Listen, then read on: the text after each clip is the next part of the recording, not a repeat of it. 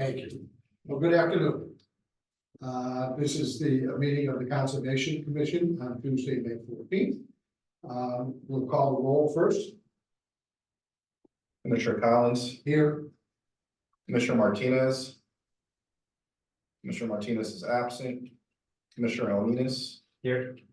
Commissioner Miller. you're muted, Fred. You're muted.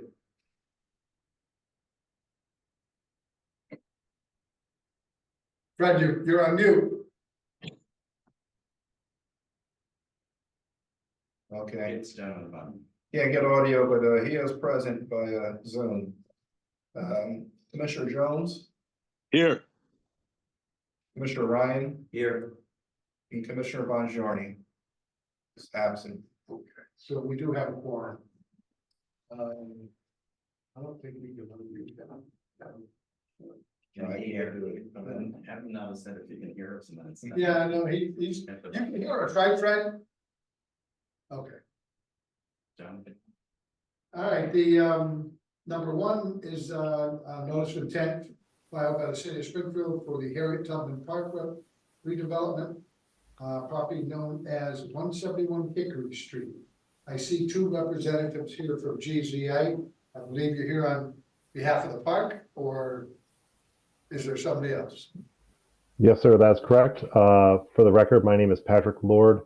I was the wetland scientist assigned to the project on behalf of the city of Springfield. I am also joined by the landscape architect for the project, Daniel Shaw. In brief, this is a revitalization project of the Harriet Tubman Park located at 171 Hickory Street. The purpose of the project is to revitalize this public park to enhance recreational opportunities and provide public access to the waterfront of Watershops Pond. I don't know, do you want to bring up the site plans at all? Can you share your screen, Patrick? Let me see if I can do that. Or Dan, either one of you? Yeah, I might be able to share my screen. I can share Pat, it. I have it. Okay, you got it. There we go. So in brief, let me just pull up the site plan.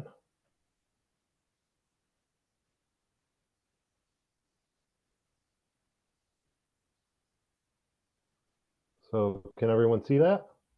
Yes. Just came. Yes. Yep. Okay, so currently there's a bituminous pathway and walkway here. There's a basketball court. There's a playscape here, and multiple concrete pads with picnic tables. So I delineated the property for wetland resources, and the only wetland resource is the bank of Watershops Pond that was observed. So if we go down, so these are the existing conditions. So following the delineation, the bank of the Watershops Pond projects a 100-foot buffer zone. And included in that is the 0 to 50-foot City of Springfield bylaw undisturbed zone. So note that the majority of this property has already been maintained as a park and is grassed and has, been developed as a park. So the proposed improvements, I just want to note that there's some improvements here. This like kind of cul-de-sac in the bituminous pathway is going to be removed, and some of these other bituminous areas are going to be removed and replaced with pervious pavement, so that will allow for infiltration. So these are the proposed improvements. There's going to be, this is outside of the buffer zone, but there's going to be like a little fitness area here. The basketball court's going to stay. This is going to be kind of like an on-grade slide for children with disabilities, kids that have trouble walking or moving around. They'll be able to slide down the hill to give them some activity. That original playscape is going to be removed and replaced with some new features. Right here is going to be kind of like a pavilion area. So it's going to be like a shaded and shelter area with a few picnic tables where folks can hang out, have a picnic. I think some of those existing concrete picnic tables are going to get raised and replaced with some of these areas. Yeah, I could clarify. The larger one in the middle, Pat, is the one that's new, and then the other two picnic tables on either end are just putting new tables on the existing pads. But that one where your cursor is would be enlarged in order to accommodate an ADA accessible picnic table in that location right on the path. Okay, well, that's perfect. There's also going to be a big part of the project and to bring the city into compliance with the national parks.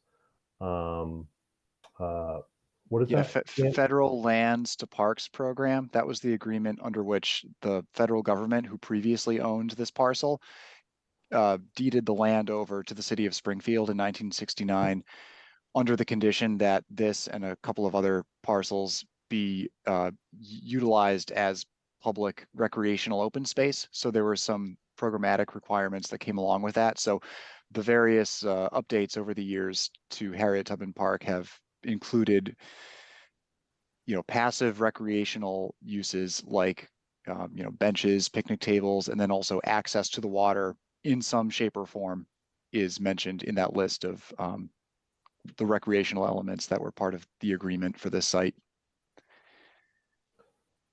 So on that, there's a proposal to put in kind of like a viewing and access where kids can come and go fishing and have access to the water, almost very similar to Venture Pond, that project. There's also going to be like kind of like an amphitheater here, like an open amphitheater where there's going to be like a stone, round stone kind of flat surface, and these are going to be kind of like granite stone kind of seating places. So as you can see, the bank was delineated here. This is the 0 to 50-foot buffer zone. And here's the 100-foot buffer zone to bank. Another aspect of the project is to replace this fencing. There's a lot of trees that over the years have kind of grown in and through the trees. So part of the project is to clear some vegetation, especially around like this dock area. And a lot of it's kind of noxious kind of plants.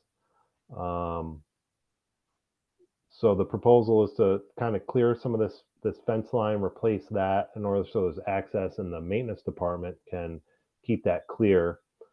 And if I could elaborate on that point, Pat, the fence Yep. was put up following the tornado. There previously was unrestricted access. The lawn went basically down to the water's edge.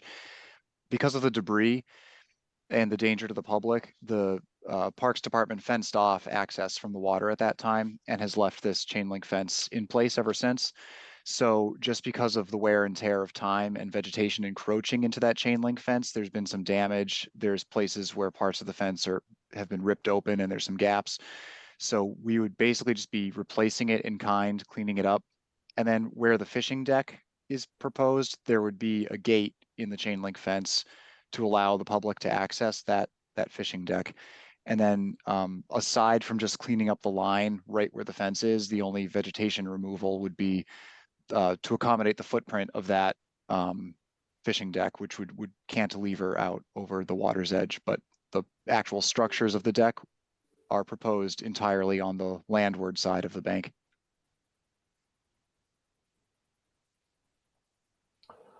So that's the project in a whole.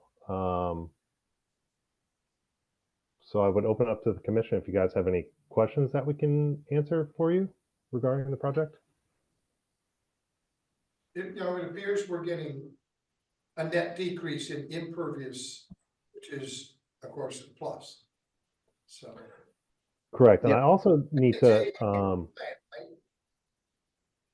there's also going to be some stormwater improvements. We forwarded the agent a stormwater report because it is new development, so that's required under the WPA. But there's going to be, in order for these play surfaces to be a safe and dry surface, there's going to be a few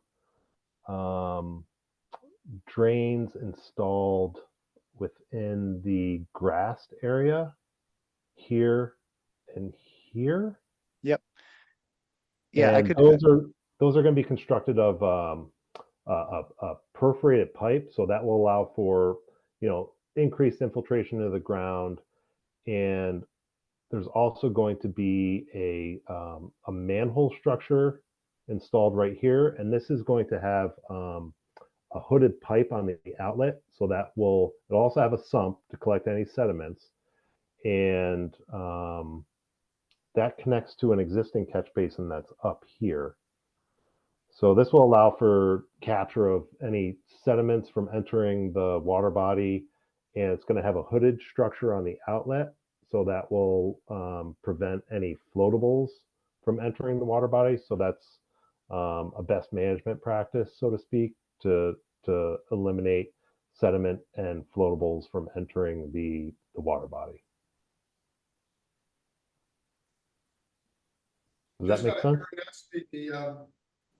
The existing structure that goes out, I'm sure, to the existing, does that go into sanitary in that area, or does it? It's a self-contained storm drainage system that was installed during a previous round of park improvements, but it does not connect to any sanitary. Okay, so it all depends upon the infiltration. So there's an existing outfall into Water Shop's pond down near where Pat's cursor is, and that was part of that was an existing condition already as part of the existing park infrastructure. So that dashed line with the D through it that's going up through the center of the park, that's the existing PVC pipe drain line that connects to a couple of existing catch basins within the park. So this round of improvements ties into that existing drain line rather than creating a new outfall. But like Pat mentioned, with infiltration along the way through the perforated pipes in stone and the deep sump catch basin with the hood where, allowing stormwater the opportunity to infiltrate before it even gets to that system. It would only be during larger storm events that it would reach the existing system that we tie into. And so there is no new point source discharge because we're smart enough to utilize the old one. That's correct. Questions? Yes, following up on access to Watershop Pond, and so I'd like to know a little bit more about the fishing deck, and then how soon do you expect the chain link fence to protect the wetland and just I'm wondering how much accessibility or restraint, I guess, I mean the opposite, restraint there is by around the fishing deck and the use of the chain link fence. When do you anticipate that being in place?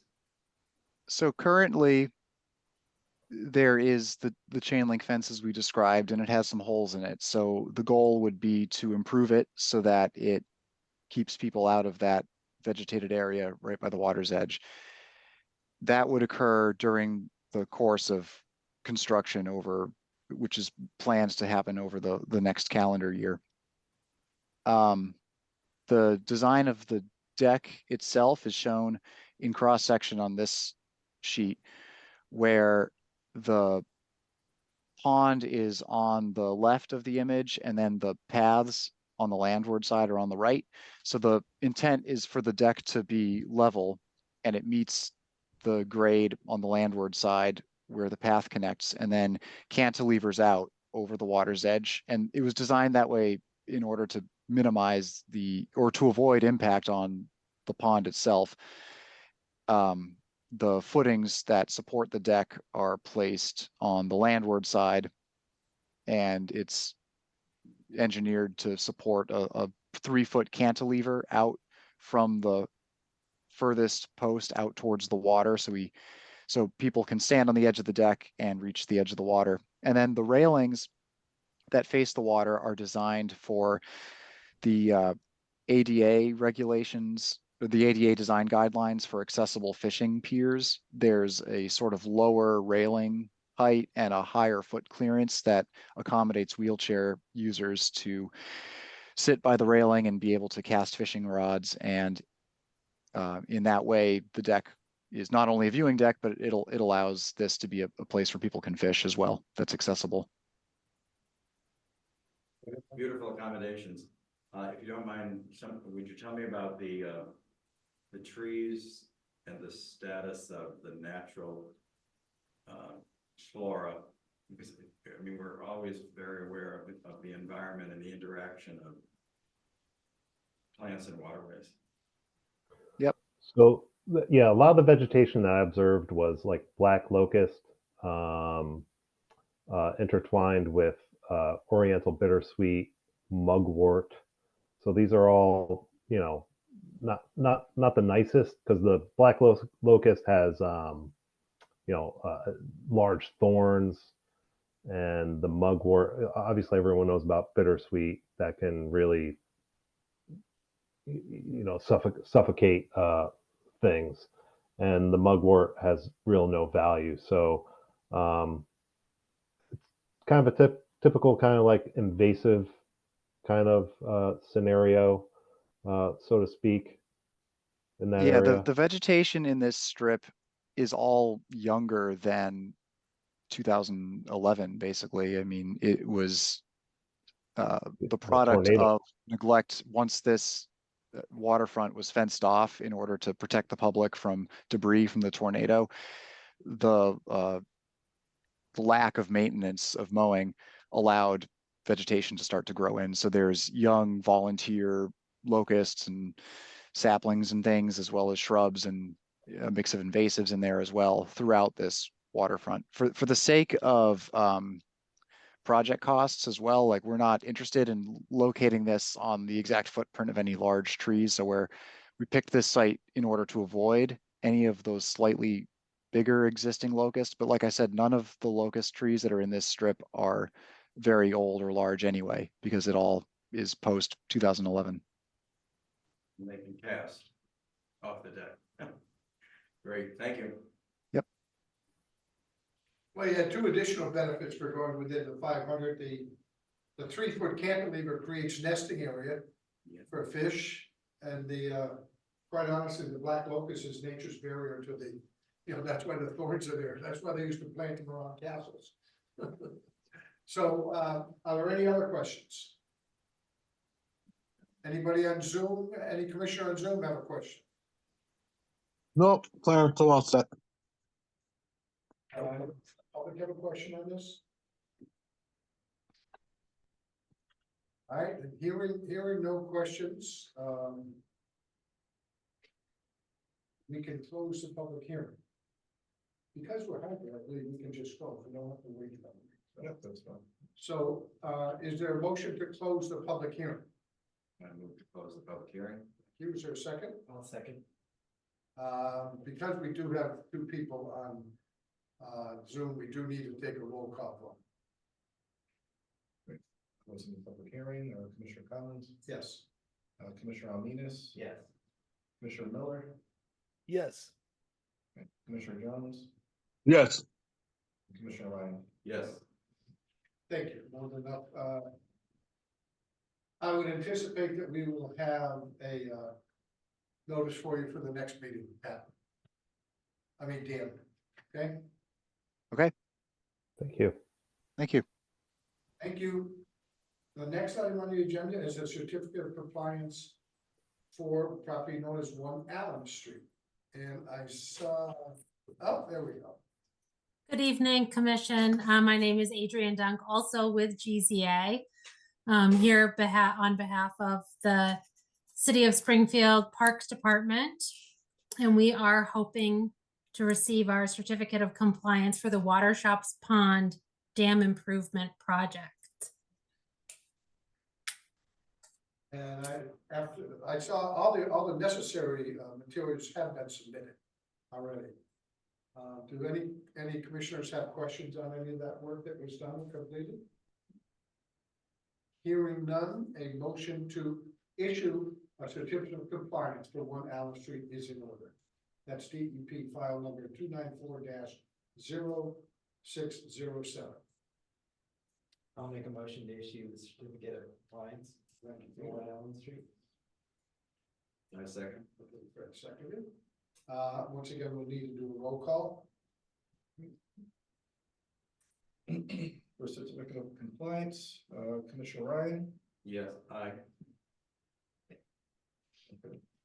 All right, Commissioner Jones, Yes. Commissioner Miller, Yes. Commissioner Alminas, Yes. Commissioner Collins. Yes. We do have all right, that brings us to item 4, which is an enforcement order. For unapproved work completed at the property known as 32 Undying Circle. I assume you guys being in the room, this may have to do with you. Yes. And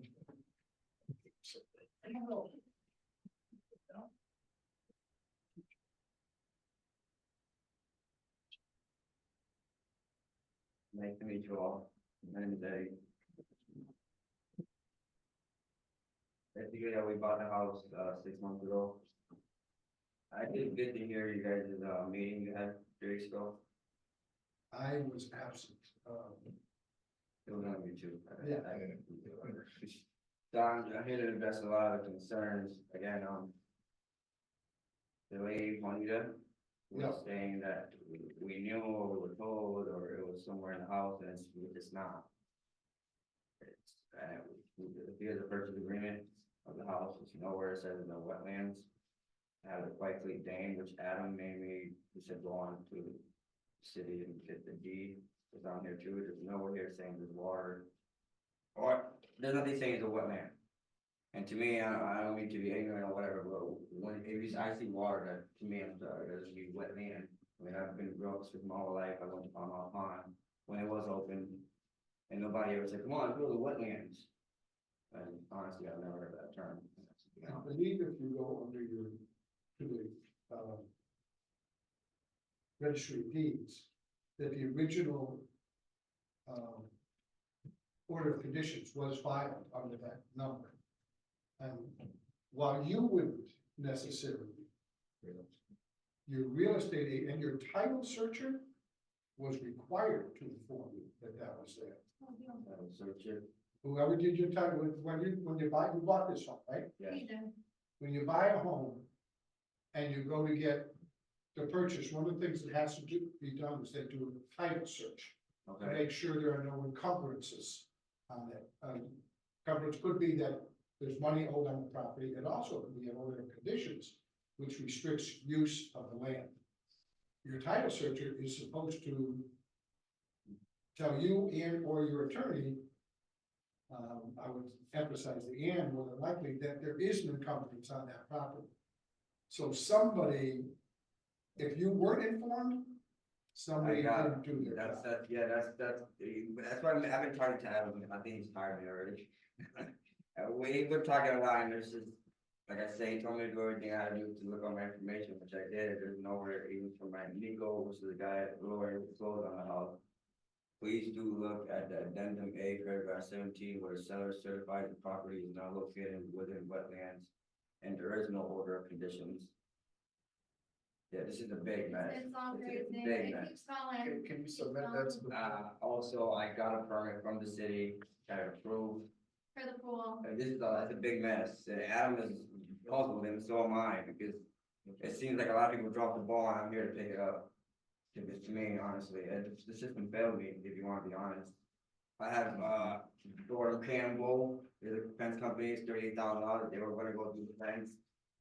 I have GMH, came to the house, offered me a proposal, Hasty, all big companies, nobody ever came, nobody ever said anything about a wetland permit, none of that. I got it done by the home modification in Springfield, nothing was said. Unfortunately, usually one of the things that people, when they either have, if they're living near the edge of water and you're getting something to put in the fence, did they get the permit for you? No, and the reason why I got the fence, this is my insurance that denied me a month after I bought the house. Attractive nuisance, unfenced pond on premises, they were gonna drop my insurance if I didn't get a fence. Usually in the contract clause, and that doesn't surprise me either. When you hire a fencing company, there's usually something in there that says that they are required to get all permits. And getting a permit, most reputable fencing companies know that if they're anywhere near water, they need to go get a permit from the Conservation Commission. You wouldn't know that, okay? Unfortunately, pool manufacturers also know. Not all of them are unfortunately well enough to do the job completely, but they know anybody who puts in pools, whether it be in Springfield or in surrounding town, when you're that close to water, you've got to go get a permit to put that pool in. And they came to the house too, that's really crazy, they came to the house and I got the permit for the pool. And So, somebody dropped the ball, honestly, Yeah, it sounds to me, like, by the way, it's like a domino effect. this email is from his attorney, and it says, please do look at addendum A, paragraph 17. And I think that's probably of your purchase and sale agreement, but I'm not sure. Yes, Where the seller certifies that the property is not located within wetlands. Is the seller a wetland scientist? I mean, did the but seller? I did talk to all the neighbors around the neighborhood, we all got together. And they did say that the guy's name was David Artona. David Artona was gonna get his drive cause the roots from the trees are ripping the driveway. And he went to the city and he told me he couldn't do it unless he gets, wetland scientist. And all the neighbors know about this, of course, he didn't tell me, so he knew, he just didn't tell. So he knew that you were in an area. He didn't let it go, and there should be an order of conditions on the property, so people can be aware, like me, like, when we moved into the house, we got bills from so many people, water company, solar company, hey, welcome to the neighborhood, welcome to the neighborhood. Why didn't we get a piece of paper from the conservation saying, hey, welcome to the neighborhood, this is conservation area, yada, yada, yada. They do that in Connecticut. I clean the lake house. And that's another thing, the way this house worked out was crazy, we rented a Airbnb at a lake house. And then not even 3 months later, this house came on the market, and it was like meant to be. And we had all this cleaning, and they Agree with you that somebody did drop the ball, because you could have been informed before a number of people. But right at the purchase point, you should have been informed that there's a wetlands, because my guess is they never came back here for a certificate of compliance. No, the lawyer actually said that he should have a Certificate of, or order of order condition. of conditions. He said, I don't have it. He said, I don't have it. Who said I don't? Nico, my lawyer. attorney? The attorney who closed the house. Does it matter the time frame, Chris? I mean, if that house was built prior to, when the law was in place, or put in place? Well, the order, if there's an order, if the attorney said that there was an order of conditions, it was during the time that the law was in place. And he said, the attorney said it didn't happen. He didn't say it doesn't exist. Yeah. He said, I don't have it. The title company is the one that's supposed to do the research to guarantee there aren't any encumbrances. I don't know who that would be. Your attorney would know, because somewhere in all of your paperwork, when you buy a house, you actually sign something for the person who did the title search. They're supposed to know. If I may ask, We do have a realtor. Fred, go ahead.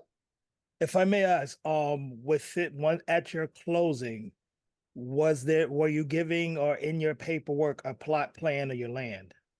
I have that. Okay, and on the plot plan,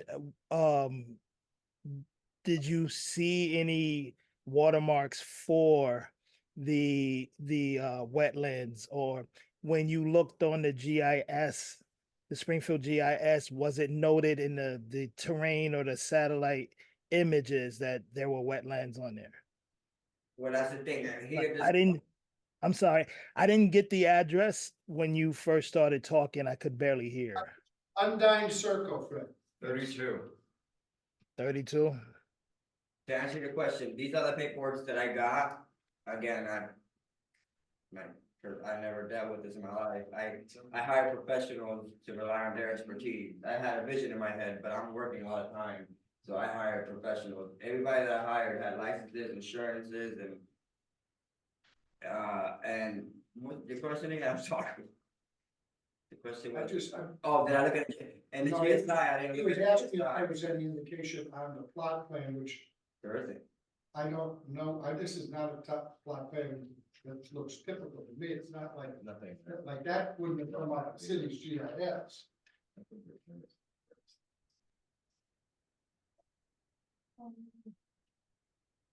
Undying. Mess. Well, And how about the city for giving me the permit? I mean, why isn't the city on the hook? The city, I called the city and I said, when I got the permit, I said, what is the, she said I could have started work like a month ago when I first filed, just by filing, she said you could start work right away. And the building department should be checking whether. And then I said, how do you check how I could build? She said, we look at the map. She said, we look at, I said, no, I said, do you come out to the house and you inspect? She said, no, we do not. She said, we look at the map and we see if you have enough space by the map. And Mhm. so Yeah, somebody. a lot of people drop the ball and it seems like I'm the one having to pick it up. And now I got a pool that I already paid for $6,000 that I'm paying interest. And it's been a standstill. It's in my front porch. and that is from our building division, right? Yeah, right in here in the building. In this building. Generally, they send people over to, Yeah, cause there's two different companies, Springfield, you get. She told me there's another building, and when I called that other building, they said, no, we come out. Well, we come out. So then I called this one back, 70 Tapley, and she said, we don't come out, we just look at the map, we look at the sign, and we, if you have enough space, we give you a permit. And I got it. So this is just a permit application. That's the application, and then this is the actual one. That's the permit. But she said I could start right here. I could have started that day. well, you can't start the date an application is received. You can start when something's been approved, just. That's all it what is, I'm thinking. That's a step saying that they received it. That's right. Either way, they approved it here, and it started here. Either way, they approved it. And what's the date on that? And this one was, April 3rd. And but this one is a permit, and it was Yeah. issued on May 6th, which is about a month later. After you got into it.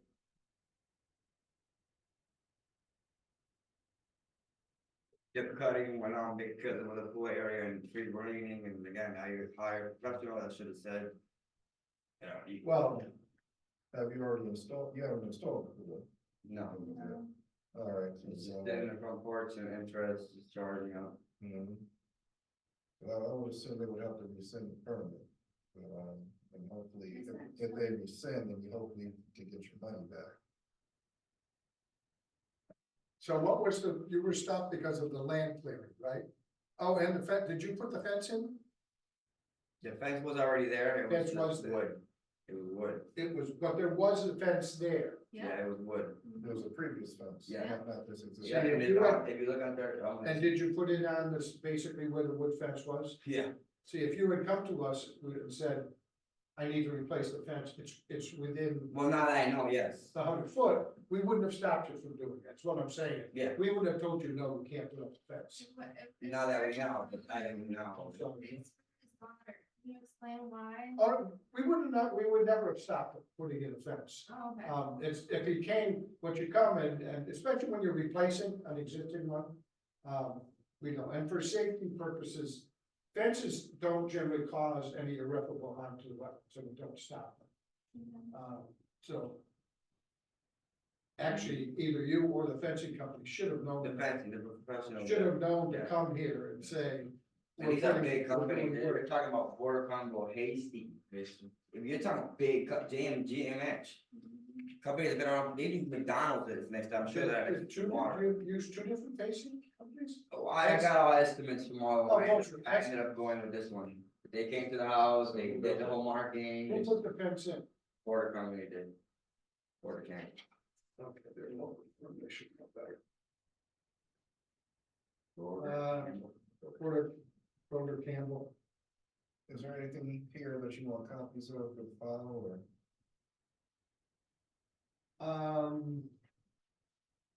I think probably that one, but this one.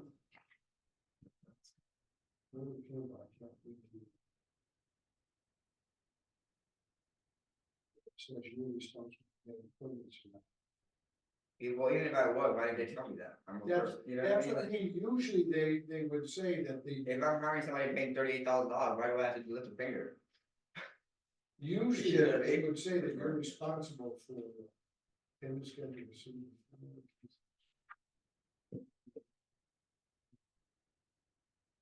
Yeah. They're not mentioning,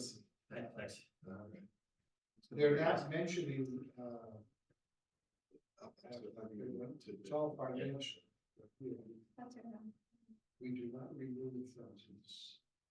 Clear fences.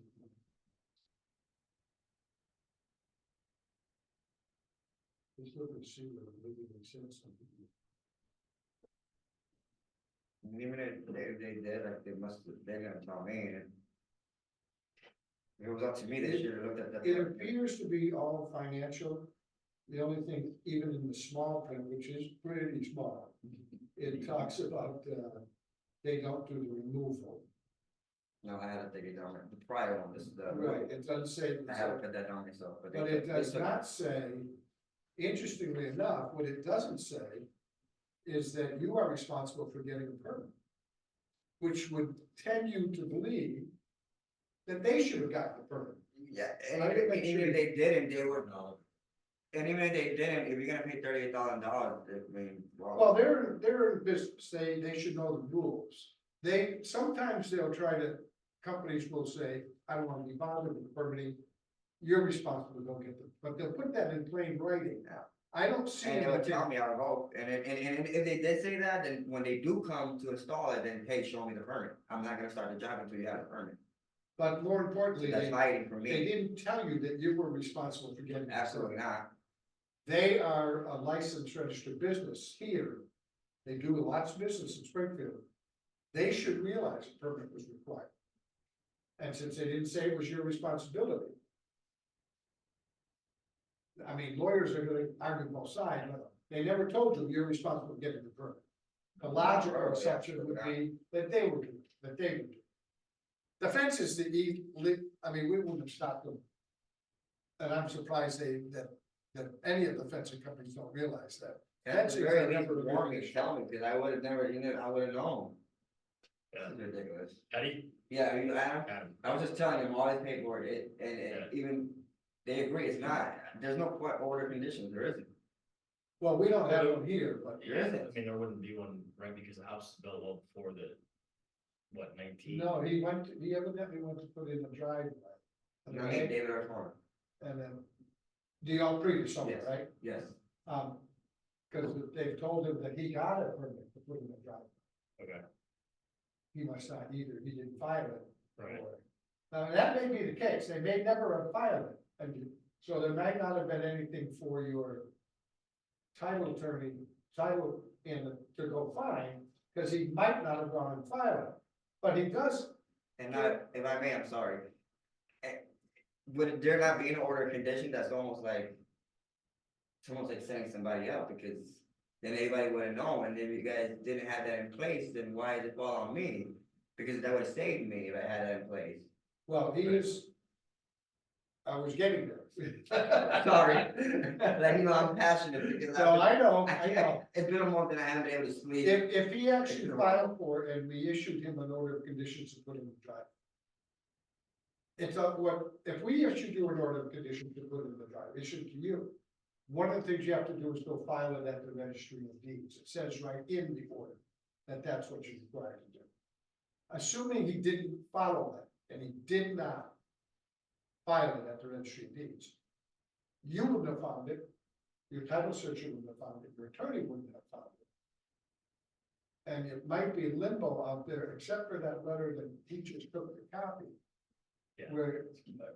Where the seller says that there are no wetlands.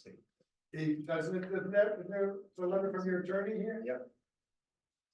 It says, please look at addendum A, paragraph 7, where the seller certifies the property is not located within the wetlands. If he got a permit, he knows very well it was located. So if he was issued a permit to put in a driveway, and we'd have to research and see whether we can find one. Whether he recorded it or not, I don't know. There is a map and it does say watershed pond. Yeah. Now, see that, let me see But that, it that's doesn't say actually, nothing about wetlands. well, pond is. Sorry, That pond is like that. He doesn't know that. and I work out, and it's very high. Well, it now always says watershed pond, it says FEMA, so that's a federal flood protection. So that's, But we didn't require flood insurance. We're not required flood insurance either. that's funny, it's in. I know, it's. It's this in whole thing is zone weird. A, It is not required flood insurance. but zone A stops here. It stops on the other side of your property. Okay, so you're not within the area where they would require you to get. But this does show the pond, it does show the flood zone. Where did this come? This is from Smith, so this is this is from Smith and Associates. Wonder why did they, did that come with your deed package? Yes, So they knew. I wonder who but the did it. deed company said it's not there, it's not on water, it's not on wetland either. She said she wouldn't even know unless it's not showing it unless she looks at the GFI. Well, a surveyor, if that's the underwater, is what it appears to be. Everything out 100 feet is within, Yes. is within 100, so. Obviously, they knew that there was a zone there, a protected zone. This is the one I don't think you wanna lose, it's this one here that says that the seller certifies that there are no wetlands, it's not there, Yeah, the top one here. yeah. Because we can look and see whether we have an ordinance, who told you that he was doing a driveway and got people? All the neighbors said that he was trying to, but they told him that he would have to get a wetland, so he stopped it. Oh, so he stopped, so he knew he had to come get a permit, And yet it's. okay. And then tell us, Susan. No, okay. Oh, yeah. here's this other representative to the better. Whether he's right or wrong, He's not equipped to certify, yeah, you know, like I can't certify. and when you look at that deed that Smith did, it doesn't take a rocket scientist to know you're within 100 feet, most of that property. It looks like the house is certainly beyond 50, and it's old, it was built before the zone. So the 50 is gonna be right, if you take that garage right there. Is that the garage there? Yeah, the blue garage, if you take it and cut it in half, Chris, the 50 is halfway up. It runs right through the middle of it. Yeah. But Yeah, the house, what's the age of it? How old is that? Early 1900s, so. So it was built before there was a wetlands protection. Yeah, yeah. So Yeah. it was, the structure, 1920. oh, thank you, Fred, you looked it up. So that was, the structure was fine. And when he went to do the driveway, and he knew he had to get a permit to stop, it didn't bother him to go into the driveway.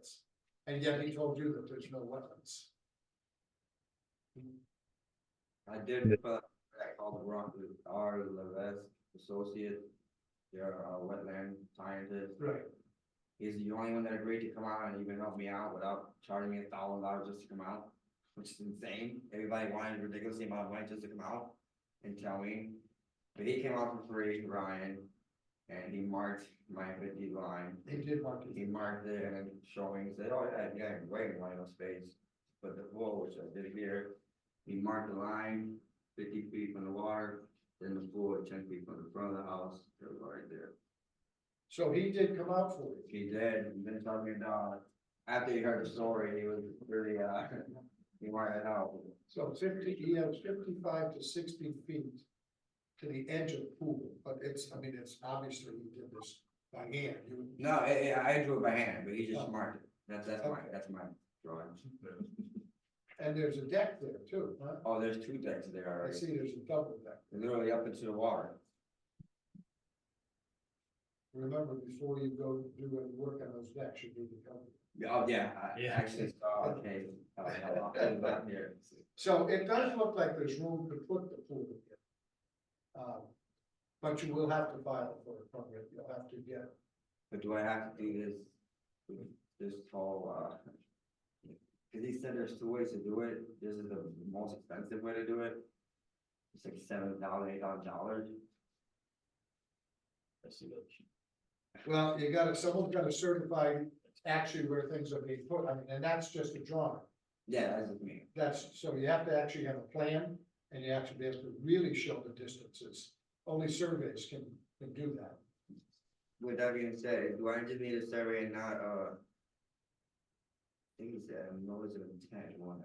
I know it's an intent, that's right. You need that? But we discussed that a little bit on the phone, you'd have to file for that, especially with doing something like a pool, as close as you are, edge of the 50 or 100 foot buffer. This is pretty much exactly what we were talking about on the phone, you know, I told you this is probably the only spot in your property that you're gonna be able to get a pool, is right there. Right. So. And all of the rest of that is existing lawn. Yeah, So my guess is if you did file the notice of intent, and the pool is 60 feet away from the edge of the wetland border, you're probably gonna get permission because you're doing it in the existing lawn space. So we wouldn't, the chances are that the commission wouldn't deny. What we would probably ask is that when you fertilize, that you use organic fertilizers, not chemical, being that close to the water, because the chemical fertilizers cause all unwanted plants to grow in the water. So I wouldn't guess that you'd get triggered, if you file a notice of intent, that you'd get denied because you're staying far enough away. Just following the practice that this commission has been going, I would think it would get approved, but we do have to do it through the right process, but through the notice of intent process. Is there anybody you guys could recommend that's not a big company, because I guess that's why it's costing a lot of money? Or like 5 companies that do that type of stuff. There's you, not. a pool company? No, he's talking about wetlands. I don't know, it's of intent, I mean, that's $3,000. I don't know of anybody that's not gonna charge. Remember what I told you when we were talking on the phone, wetland scientists come out there and do a professional wetland delineation, and your property is probably gonna cost about $2,000. Which is why I was telling you, I don't know a wetland scientist who's, I mean, it's great that Ryan did that for you for pretty much free, which is kind of unheard of in itself. But it's gonna be expensive to have it done correct, the right way, so. And it does have to be somebody who's certified. Yeah. So it can't be done, because you saw the plan that you had in your deed, that was stamped by a registered land surveyor, so it does have to be certified people to put it together. And you know, you're working with a limited area too there on the side of your house too. So you gotta keep that in mind. It's gotta be in a specific spot. It can't be, of course, any closer than where it's showing roughly on that. So those tree stumps that were cut, are they laying where the trees were? Or were the No, trees, they're rolled. they rolled out, with them, Some, were the trees, I mean, that one's like, you said the 50 foot's like halfway through that garage. Yeah, so that, the left tree there, the pine tree, the stump of that pine tree was pretty much right where that pile is, right? Yeah, so that's probably right at So 50. yeah, so I said that, you said, just to make things clear, when we spoke last week, you said that there were a total of 10 trees that were, well, 4 trees that were completely taken down, and then 6 trees that were left, what was it, the stem? yeah, and I ended up counting the ones that were left, there's only 5. One counted as 6 because it splits into 2. Okay, You know what I'm saying? Does that make Yeah. sense? right. So Yeah, for- but before there was one back there, one next to that gate, can I, you mind if I get up? You go right ahead, Yeah. but you cut some and you trim some, is what you did, right? Yes. There was a tree right here, Right? Yeah, oh, touched it, and there was a tree right here. yeah. So, And yeah, then- so real quick, that one tree, Chris, that was the one tree that I was saying would be outside of that 50 foot, the pine tree that's right there on the left, and the rest would be inside. Yep, there was one right here, That one's okay. one right here, and the other two are up here. Oh, they were closer, What's that pile They were further up. down? Up here would be like to the street. okay. He's There gonna- was one right here, one right here, one here, and one here. One, So two, of them three, was- two four. within the 50. Eddie, what's the pile closest to in the center? What's that pile? That looks right close. Yeah, we just put them around. It was a big tree, so it was split. It was moved, so you could get to the gate. So two trees were definitely within. You got two right here. And what were And they? two. The one up by the garage was pine, what were the others? Oops, This was a pine, this one was a pine. Not really sure. I could tell from the, cause I was there, the two on the bottom there are oaks, and then the one right there was a pine, from what I could see. The tree companies should understand where they. The company that took down those trees that are, Absolutely, if you're licensed and insured, you should know what you're doing. With- They don't just give you a license. Yeah. It's very- that are within that are that close to a wetland, they should have known better. I belong to an environmental group that has a serious, city ordinance going, any large trees or significant trees, it's called. Yeah, But I've heard stories happen to. And well, there is one, Yeah. there is one on, and those are oaks. Yeah. There is one on record already, anything over 75 years old. Right. You have to have the tree warden. And they just changed it to 36 inch in diameter. I was meeting with Alex and Nate a couple weeks ago. I guess it didn't just change it, but they go by 36 inch in diameter or 75 years. of age. Right. But it's easier to do 36 inch because you never know exactly how old the tree is. Oak 36 inches in diameter is gonna be a lot over 75 years. Yeah.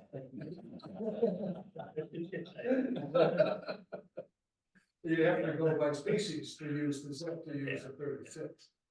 Yeah. But whoever cut the tree should, I don't know who got that, they should have known better.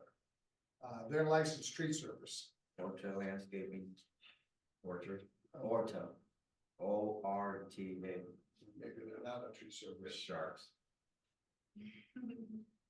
They're licensed and insured. For, Oh, yeah. I rely on their expertise, you know, what I mean, I'm at home, I get up at 7, I'm gone, I don't get back to 5. I don't have time to go up permits, they ask me for a price, I give them the price, I didn't haggle on it, so I'm thinking you're gonna do your due diligence. well, they did not tell you, the fence company did not say in there that you're responsible for getting the permit. So you have the right to assume that they're doing, getting the permit. That should be part of what they do. I would assume they are. If, I was hiring a tree company and they didn't tell me I had to get the permit. Yeah, I never even knew that a homeowner has to get a permit, I thought that was something that the company did. Usually it is companies that do it. Like I said, every once in a while, companies, especially pool companies who've been caught doing things they shouldn't do, they'll put small print in there saying homeowners responsible for getting the permit. Well, even if the homeowner is supposed to, then before you do the job, you wanna see it, They should see. so either way, you're wrong. Yeah, that's certainly an argument that you can make. But in order to go further, you're gonna need to do an order of conditions.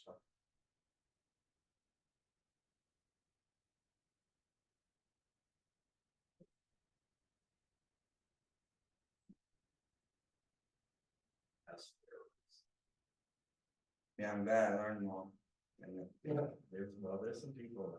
Well, there may be some people you should be asking questions of. Yeah. Yeah. I mean, there are professionals in there that should have given you better, in my opinion, should have given you better advice. The realtor know what I was trying to do at the home, the attorney, knew what he wanted me to put, nobody ever saying, no, make sure you go to wetlands, no other person. I actually went and thought I was doing the right thing, there's a building permit. That wasn't trying to hide it. The people who do the work are the ones who should know better, because they do work in Springfield. Yeah. I mean, that's not an unknown fence company. They do a lot of work around here. Yeah, that's the, yeah. Real estate, fence, pretty comprehensive. A lot of people. A lot. Now, Even the real even estate- the insurance, the real estate might- they put a fence on mine. They were gonna drop my insurance if I didn't get a fence. They might not have, there may, my guess is there was no, he never got the order of conditions. So there was nothing for them to find. He stopped, when he heard he had to get an order, he didn't put the driveway. So there's nothing for them to locate. So, yeah, I don't see that they made a mistake, there wasn't anything there, even if they when they did their title search, it would not have come out, because the guy never got the permit. If he got the permit, and didn't register it, that'd be How different. knowledgeable should real estate be about that close to the water? Usually, real estate Yeah. agents will say, hey, you know, you're close to the pond. We do. Go ahead, Fred. I wish Paul were here. Well, Fred does that. Usually, yes, that's what we do. We'll let them know that they have to be further than the 150-foot buffer. If I may ask a question, did your real estate agent know that you were putting a fence in? Yeah, I didn't know about the fence, didn't know I wanted to put a pool, cause the previous house we came from was beautiful, and had a fence, and had a pool, had a hot tub. Then you can always just give him a call and discuss that with him. I agree with Chris as far as the fence person and the pool person. These professionals should be the ones getting the permit for you and for their clients and customers.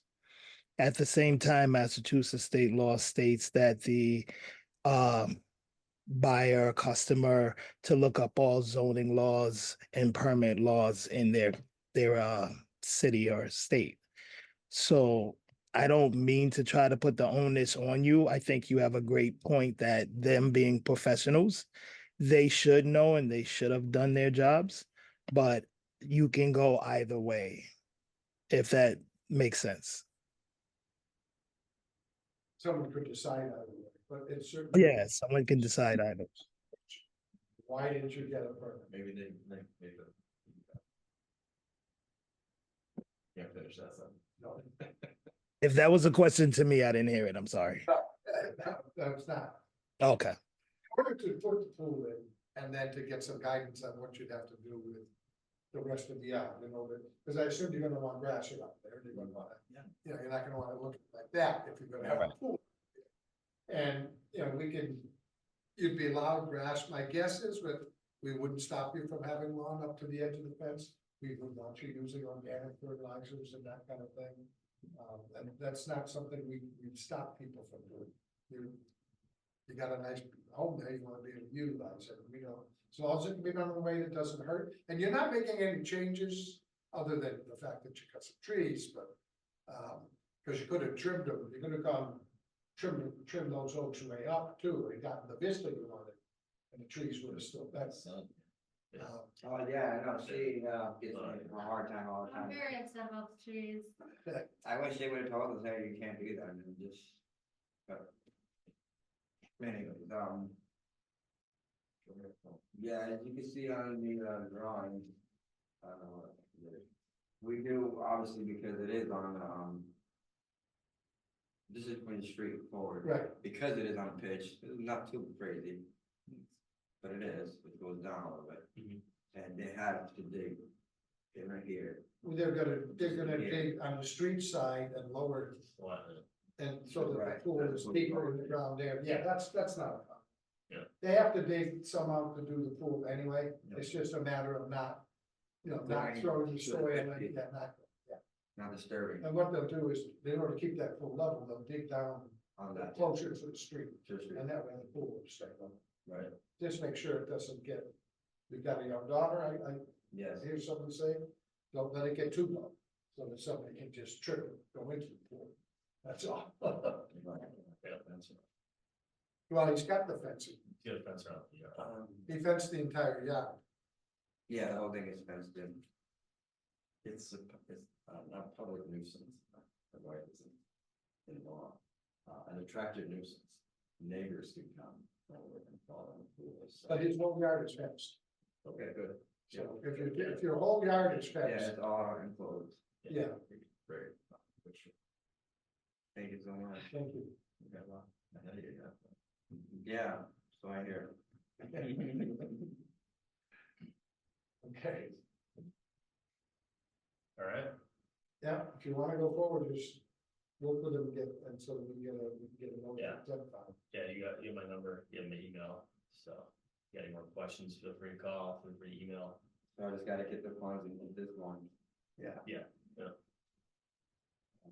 Yeah, for NOI, you can look up the directions on our website too. We've got some information for that filing information and costs associated with that too. All because this notice of intent for 2,600 is not, I could do it myself with everything. What do you say? about No, I'm that? saying just like filing, like rules for filing, all the paperwork that you need, and stuff that's online. You can look it up. That's probably the What idea. Would do it he's by saying, item. like he's saying one of directions. the services that is Yeah. that the back, Yes. one he's of the saying is for notice of intent. preparation of it. Oh, He's if saying- Quebec does that. Yeah, he's Okay. saying if I do it, Yeah. I know the cost, which I've talked to them, but I don't think that's. Yeah. I mean, he has to do all the technical stuff. He doesn't necessarily have to do the paperwork. I see, but if I pay it, they do all that. If you pay them, they would do everything for you, Right. yeah. Maybe They would- they would show up to the Yeah. meetings and. Yeah, they'd. Usually they do that, yeah, they've been before this commission a lot. I mean, it's just $8,000. I know, Just to get them okay. But, yeah, I'm glad, and now going forward, this will probably be on, order conditions, so, future homeowner would know about it. correct, it has to be filed at the registry of deeds, it gets attached to the deed. And therefore, Going forward, other people. every title attorney and lawyer should tell any previous buyer, any successive buyer. that there was- There's no line now saying that the previous homeowner has no recollect of wetlands. Well, Like how my lawyer said, it's interesting, he told you that there isn't any when he knew he had to come get a permit to put a driveway in. That's, those don't seem to go together. Not at all. it just sucks that I have to, pick up that ball because a lot of people dropped it and. I would still do some talking to both the fence and the tree company. They are good size outfits, they should have known our ordinances and regulations, they should have at least told you or gotten the permit. So it's worth the conversation with them, if it was me, I'd be having that conversation. Yeah. Strong. Well, they should, I mean, they've both been in business for years. They know that those permits are required. My question as to People why. might that I'm gonna do that, you're right. So they should-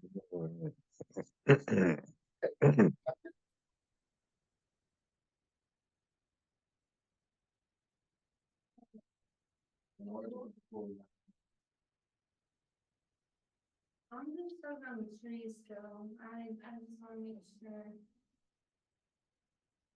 Well, we can't make them glue back together. Yeah. One of the things that might happen is we might ask you to do some plantings of like fruit bearing bushes or something to make up for the fact. Yeah, some kind of restoration. Not for the tree. Right here, Yes. this is what they're gonna dig Yeah. a pool, all that dirt is gonna have to wash out. I was gonna put trees on it. All the right. Yeah, and that's still within the 100, so ask for advice on it, and we can tell you what would be good. Kind of to make up for the trees, put a bunch of arborvitae's. Yes. Yeah, that's great. All set. All right? Yeah. Thank you. Thank you. Okay. Nice to meet you, and then we spoke on the phone. Yeah. So, yeah, No, He's a great guy. he is, nice. he is. He dealt with me. And Crazy sometimes, I was going I'm crazy. sure it was not easy, because I can imagine what you're feeling. So, Like you said, I was very passionate, and I was. It's wrong, they did me wrong, a lot of people, a lot of big companies, big names, all did me wrong. Relax. all right, Yeah, I just want you to know I understand. So Yeah. you know that, I told you that. Absolutely. Right. Thank you, guys. Thank you. I'm sure I'll see you guys again. Okay, hopefully it'll be a much more pleasant experience the next time. Yeah, yeah. Take care. Item 5 is, bacteria monitoring. Yeah, so, the yearly bacteria monitoring for the Chicopee River, they, We Guy have named 2 or 3 Keith. sites. yeah, there's like 2, 3 sites on the Chicopee River that they, they test for the bacteria. I think a few months out of the year. It's a $225 cost, and basically just asking for permission to keep doing that. Yeah, I think we've been funding 3 sites, I think. Yeah, yeah, So we take that out of the plan for the account. okay. They do like upwards to 100, I think, now, but we've Yeah, funded part of it, just this. yeah, so it's So a water. motion to approve, paying for the, bacteria monitoring is in order. So we want to make that motion? I'll make a motion to pay for the bacteria monitoring in the Chicopee River. I'll second it. Thank you, Fred. I'll call the roll because we have some people Zoom something. You got it, yep, yeah, so, Chairman Collins, Yes, Chairman Martinez, not. Not present. Commissioner Alminas? Yep. Commissioner Miller, Yes. Commissioner Jones, Yes. Commissioner Ryan, Yes. and Commissioner Bongiorni is not present. thank you. But nice to see you guys, even though you're on camera. Yeah. Next time I'll try to get there in person. I like when I got there last meeting when I was there. All right, well, having gone through the agenda, then the only thing that's in order is a motion to adjourn. I'll make a motion to adjourn. Second. There we go. We'll thank Clarence for the second. And again, we have to do the vote. Chairman Collins, Yes, Chairman Martinez, absent, Commissioner Alminas, Yes. Commissioner Miller, Yes. Commissioner Jones, Yes. Commissioner Ryan, Yes. and Commissioner Bongiorni is absent.